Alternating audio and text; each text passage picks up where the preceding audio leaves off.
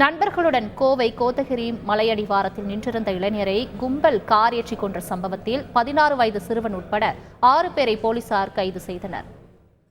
கோவை கஸ்தூரிபாளையத்தை சேர்ந்தவர் அருண் பாண்டியன். தச்சு தொழிலாளியான இவர் சம்பவத்தன்று தனது நண்பர்களுடன் இருவருடன் சேர்ந்து கோத்தகிரி மலைப்பாதையின் காட்சி முனைக்கு பைக்கில் சென்றுள்ளார். அங்கு ஏற்கனவே காரில் வந்திருந்த கும்பலுக்கும் அருணின் நண்பர்களுக்கும் இடையே தகராறு ஏற்பட்டுள்ளது. இதில் மூவரும் அங்கிருந்து கிளம்பி மலையடிவாரத்திற்கு வந்த நிலையில் அவர்களை காரில் வந்த கும்பலும் பின்தொடர்ந்தே வந்துள்ளது. அருள் தன் நண்பர்களுடன் சேர்ந்து சாலையோரம் நின்று செல்ஃபி எடுத்துக் கொண்டிருந்த போது மூவர் மீதும் அவர்களை நோட்டமிட்டு வந்த கார் திட்டமிட்டே மோதிவிட்டு தப்பிச் சென்ற சம்பவம் அதிர்ச்சியை ஏற்படுத்தியது.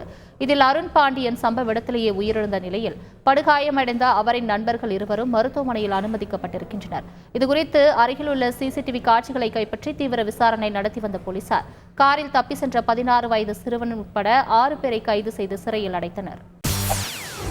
செய்திகளை உடனுக்குடன் தெரிந்து கொள்ள உடனே சப்ஸ்கிரைப் பண்ணுங்க.